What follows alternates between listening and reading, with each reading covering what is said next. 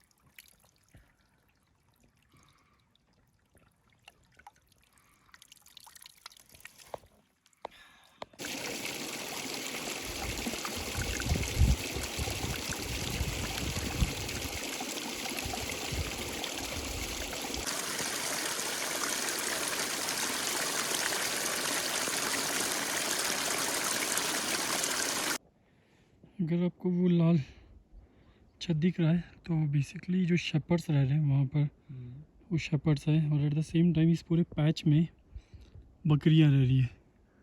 सुनाई तो दे रही है। ऑल्सो वहाँ पर ना डॉग्स भी है।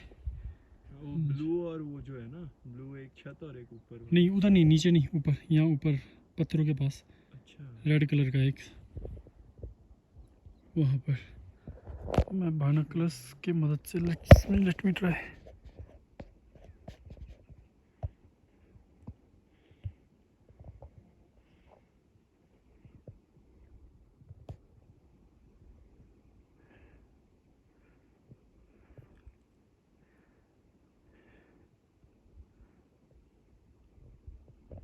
ये तो ये है शेपर्ड्स।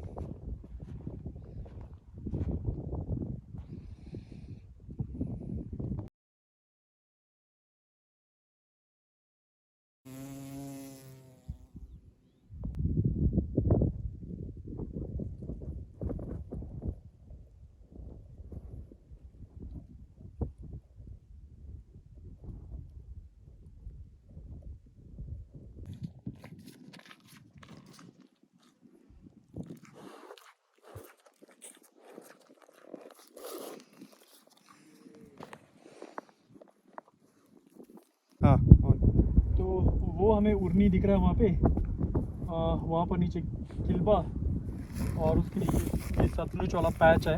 अगर हम इस तरफ मुड़ेंगे, अगर वो वाला जो गांव दिख रहा है वो सापनी है, उसके बाद वहाँ पर बटूरी है, फिर शोंग हो गया, फिर चासू कूपा मुड़ते हुए, और यहाँ से अगर हम बैक चलते रहेंगे तो रोगी गांव आएगा। रोगी के बाद हमारे को रोगी से मैबर और रली दिखता है। तो इंटरेस्टिंग है। यहाँ से आगे सतलुज के पैच को अगर हम आगे बढ़ते जाए तो और भी गांव यहाँ से हमको दिखाई दे रहा है। उर्नी से पीछे, यहाँ से पीछे मीरू और युला का भी अंडरस्टैंडिंग दिख रहा है। बट गर्मी होने के कारण ना पूरा ये थोड़ा डस्ट जैसा हो गया, थोड़ा स्मोकी सा हो गया इन्वायरमेंट यहाँ पर यहाँ हवा चलने के कारण बहुत चिल्ला है, पर नीचे शायद बहुत गर्मी होगी।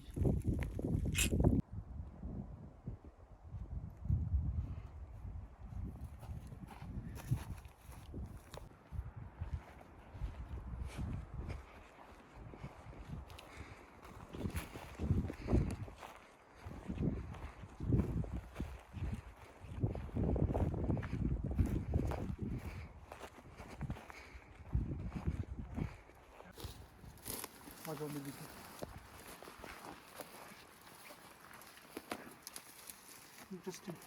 अगर ये पेड़ भी सूख गया है ना, प्लस जल भी गया है, तो इतना सूखने और टूटने के बावजूद भी इतना चौड़ा है, इतना ऑलमोस्ट यानी कि 5 फीट 5.5 फीट के आसपास।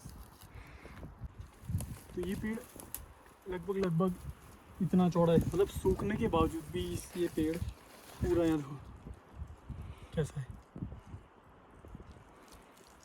तो अगर ये जब फुल ग्रो होगा या जब पूरा होगा शेप में तो कैसा दिखता होगा। पर ना इसको पता नहीं आग लग गया है, आग लगा दिया गया है, क्या हुआ है, ये जला हुआ है पेड़। हम वापस जा रहे हैं अभी, और वापस जाते समय ये जो आपको पेड़ दिख रहा है और इसमें जो फ्रूट, ये दाने दिख रहे हैं आपको फ्रूट्स के, सॉरी तो ये चिलगोजा पाइन है। तो मैं थोड़ा क्लोजअप से दिखाता हूँ कि चिलगोजा पाइन कैसे कंडीशन में उग रहा है। तो इसके इन्हीं कैरेक्टरिस्टिक्स और जिस तरीके से टफ़ कंडीशन में ये सर्वाइव करता है, तो चिलगोजा पाइन ट्री को हम चैम्पियंस ऑफ द माउंटेन्स भी बोलते हैं।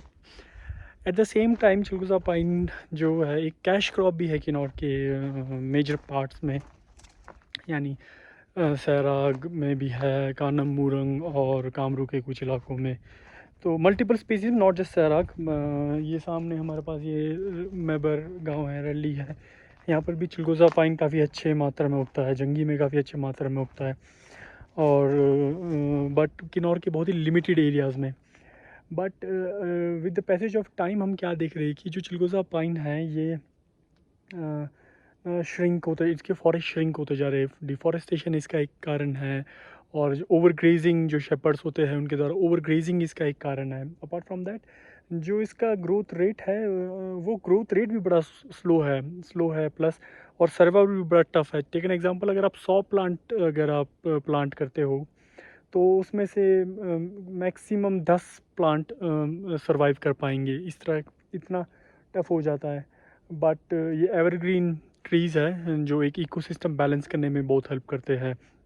और यूजुअली हमने क्या देखा है कि जहाँ पर भी चिलगोजा पाइन ट्रीज़ है या जो भी एवरग्रीन फॉरेस्ट है, वहाँ का जो टेम्परेचर है ओपन पैच के मुकाबले में काफ़ी कूल रहता है। जो विंटर्स में जो स्नोफॉल गिरती है उसे भी काफ़ी लंबे समय तक ज़मीन में टिकाए रखता है। बट डिफॉरेस्टेशन और मल्टीपल रीजंस के कारण और ये किन्नौर के अंदर जो इन्वायरमेंटल चेंजेस हो रहे हैं उसमें काफ़ी राइज कर रहा है। सो वेरी इंटरेस्टिंग कि चिलगोजा पाइन ट्री ना सिर्फ इकोलॉजिकली, बायोडाइवर्सिटी और इन्वायरमेंट के लिए हेल्पफुल है, बट कल्चरली भी बहुत इंटैक्ट है। किन्नौर के जो शादियां हैं या कोई भी रिचुअल्स है, फेस्टिवल्स है, apart from being cash crop, ये उसमें भी यूज़ होता है। जैसे कि जो माले बनाए जाते हैं शादी में, और री के माले होते हैं, चिलगोजा पाइन को कशानुगत में री बोलते हैं हम, और मार्केट में भी बहुत अच्छी वैल्यू है। So while you are coming in Kinnaur, अगर आपको ये पाइन मिलता है तो do appreciate, and being a local I am appreciating this here. अगर रूट देख रहे हैं तो ये रूट थोड़ा ध्यान से देखो तो किस तरीके से ये पत्थरों के बीच में से आ रहा है। तो ये रूट है जी न्योज़े के पेड़ का, इसीलिए न्योज़े के पेड़ को चैम्पियंस ऑफ द माउंटेन्स बोलते हैं। इस तरह से टेरेन में भी ये न्योज़े का पेड़ अपने आप को मेंटेन कर रहा है, ग्रोथ कर रहा है। लेट्स मूव ताकि हम टाइम से पहुंच जाए। मौसम भी ख़राब हो रहा है और भूख भी लग रही है। जो अंग्रेज़ होते थे, अंग्रेज़ भी इन्हीं रास्तों से मूव करके कल्पा की तरफ आते थे। रोगी में इनका अपना एक रेस्ट हाउस है, बताया जाता है रुनंग में भी रेस्ट हाउस था, पर अब नहीं है, शायद डिसमेंटल हो चुका है या वो ख़त्म हो चुका है। बट कल्पा में अंग्रेज़ों द्वारा बनाया गया रेस्ट हाउस है। जंगी में भी है यहीं। इसके बाद अगर आप अपर किन्नौर की तरफ बढ़े, अपार्ट फ्रॉम दैट रोगी में भी जंगलात का अपना रेस्ट हाउस है जो अंग्रेज़ों के द्वारा बनाया गया है। इस रूट को हिंदुस्तान तिब्बत रोड भी कहा जाता है।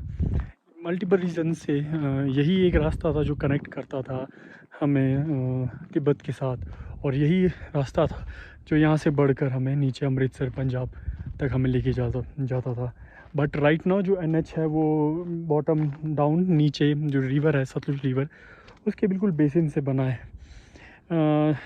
मुझे डेट्स एग्जैक्टली याद नहीं है, बट समवेयर अराउंड अर्ली 2000 में बाढ़ आया था, जिस कारण से जो मेन NH था वो ख़राब हो गया था। तो इस रूट को यूज़ किया था, उसके साइंस अभी भी है। तो ये जो रोड है ये मेटल है, कंक्रीट सॉरी तारकोल से बिछा के ये रोड अभी भी उसका एक साइन है उस बाढ़ के दौरान जब इस रोड को यूज़ किया जाता था। बट अब ये रास्ते यूज़ नहीं हो रहे, जिस कारण से इसका देख रेख नहीं किया जा रहा है। मल्टीपल्स जगहों में ये रास्ते टूटे हुए हैं। बट अगर इन रास्तों को दोबारा ओपन किया जाए, थोड़ा सेफली से ओपन किया जाए, तो आई थिंक टूरिज़म के लिए और ये एक अट्रैक्शन का एक सोर्स हो सकता है। इसमें अच्छे ट्रैकिंग्स करवाए जा सकते हैं। जो पाबंग है वहाँ पर लोगों को ट्रैक करवाया जा सकता है। वॉक्स हो सकते हैं, इसमें बर्ड वॉचिंग हो सकती है, नेचर वॉक हो सकता है, हिस्टोरिकल वॉक हो सकते हैं। स्पेशली यहाँ से जो रुनंग और रोगी गांव हैं, इन दो गांवों के लिए ये एक अच्छा सेंटर ऑफ अट्रैक्शन हो सकता है टूरिज़म के दृष्टिकोण से। This is what is my understanding for this route. But हो क्या रहा है कि हम बहुत ही ज़्यादा रिजिड है।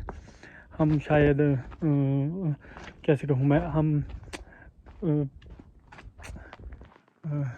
चांस लेने से डर रहे हैं, या maybe whatever will be reasons. यहीं इसी रास्ते में अगर थोड़ा सस्टेनेबल मॉडल्स के साथ जाए तो वाइल्ड लाइफ दिख सकता है। अभी जब हम मैं और मेरे मित्र हम जब यहाँ से आए तो हम बर्ड वॉचिंग करते वापस जा रहे, तो वाइल्ड स्पीशीज़ हमको देखने मिले हैं। कई ऐसे बर्ड्स हैं जो सैराग में नहीं हमें देखने को मिले थे, जहाँ से मैं आता हूँ ब्रेलंगी के आसपास के इलाकों में। चकोर जो हमें यहाँ पर साइट हुआ, वल्चर्स थे, ग्रिफिन्स थे जो बेसिकली हमें यहाँ पर साइट हुए। तो ये भी बड़ा इंटरेस्टिंग एक चीज़ है। इवन जो यहाँ क्लिफ़ पॉइंट्स है, रोगी का जो रोला क्लिफ़ है जिसको एक बदनाम नाम से पॉपुलर कर दिया गया है, सुसाइड पॉइंट, वो भी इसी रूट में आगे जाके आता है। तो just thinking the sharing my understanding कि क्या फ्यूचर में ये रास्ते टूरिज़म के लिए ओपन हो सकते हैं, बट एक सस्टेनेबल, एक प्रैक्टिकल मॉडल ऑफ टूरिज़म अगर लाया जाए तो आई थिंक ये एक सेंटर ऑफ अट्रैक्शन हो सकता है। यह रोगी गाँव।